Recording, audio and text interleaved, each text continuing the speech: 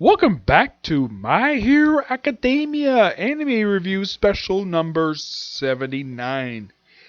Yeah, a lot of people probably think it's a recurring joke that the specials for this series about a lot more of this than I do the main anime. Well, the main episodes because it's reviewing the chapters in manga. Now, you're probably asking, Nick, why don't you do for this series like I did with Case Closed and Black Clover? Because I just have no desire to do it anyways. I could do it, but I'm not going to. Alright, first up we have this wonderful 2-page spread. The chapter is called Hero Saturated Society. It's chapter 283. We have this wonderful cover spread done by the artist, who has pretty much put the characters in sort of a steampunk-esque attire. It's a great cover to start off the actual chapter with. Yeah, just basically a 2-page spread. Alright. Heck, even the logo's in color, which is interesting. The chapter starts off basically with Deku, of course we see Eri eating a cookie, and we see Lemillion basically jump about, and Deku asks the others, "They're here, but how?" He basically got word from the villa, basically stuff going on here, and we kind of explain basically that apparently it's been 6 months since he lost his power. So he basically does want to help out, and he asks Eri to use the power on him.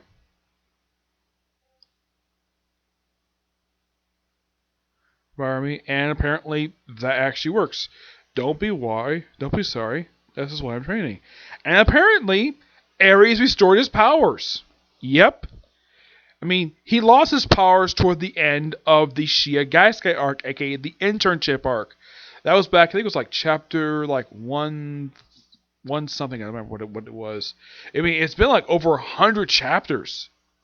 Like, I think in the case of publication wise, it's been like I think it's been like 2 years since they actually had him lose his powers. Yeah, it's been like 2 years. Though, yes, this actually happened most seasons of anime where he had him lose his powers. This is basically the internship arc, which ended chapter 162. I think it must have finished up, I think it was like 159, I think it was. Yeah, but it was basically in the most recent season for the show that they actually had him lose his powers. And now, his powers are fixed. Just like that. Okay, so at least that explains how the heck got his powers back, despite the fact that when we last saw him, he was still pretty much powerless. Well, quirkless, as they refer to him in this world. Yep, and now he's got his powers back, and he's basically just take on Todoroki. A character who, prior to this, he has never fought before. This is the first time he's ever fought, and then we not only see him take on a bunch of him and Todoroki, and look like, actually not Todoroki, it's Dabi, and a bunch of Nemus. And then we see Bakuto try to chip in, while helping out Best Jeanist. And of course, Ingenium is here, along with Neja, one of the big three. And they pretty much take out the Nemus, protecting Best Jeanist. Bakuto sent flying. Neja is injured. But she's okay. So, and then of course, well, we see Bakuto saying, "Great explosion, murder god, dynamite." And then we finish up basically that. We cut to the heroes basically tying up Gigantor, I think his name is, the giant creature. And we see apparently Shudo being hugged by Dabi. As part of his evil scheme. Endeavor has no idea what the heck is going on. And we're like, yeah, of course, Dabi really wants to kill his own brother. Yeah, it's like, Shudo, once my fire burns you to ash, I wonder what kind of face Dad will make. And, well, lucky enough that Deku steps in and basically stops him from doing it. And we see apparently that a bit of flashback panel to see when he was training with Ochaku, I don't remember the guy with the table leg, and Froppy. And then he does a Froppy style using the whip coming out of his mouth. I mean, that's interesting, using a black whip that made his debut in the joint training arc, and he was shooting, like, first shot out of his hands, now he's able to shoot it out of his mouth. Wow! He does Froppy style, because apparently Froppy taught him how to do that, which, cool. And of course, Dobby's like, this is a family business. He's like, it's my business because Todoroki's my friend, and Endeavor is my mentor who made me stronger. Sure, the past never dies. That's why I'm watching Endeavor real hard. As he tries to get better.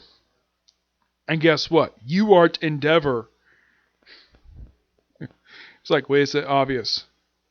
Yep. And by the way, Deku said this is the same conversation Deku had with Endeavor back during a previous arc back in season 1. Yeah, it was during the UA Sports Fest where he said that he's not All Might and Shudo is not Endeavor. It's a very similar conversation, and to me anyways, that's a callback to the UA Sports Festival arc, which kudos. I like the fact it could do that because that arc by far basically set the stage for a lot of the stuff basically we have for the series. Like what happened with the Haida Raid arc. Yeah, that pretty much planted the seeds for that arc. Yep.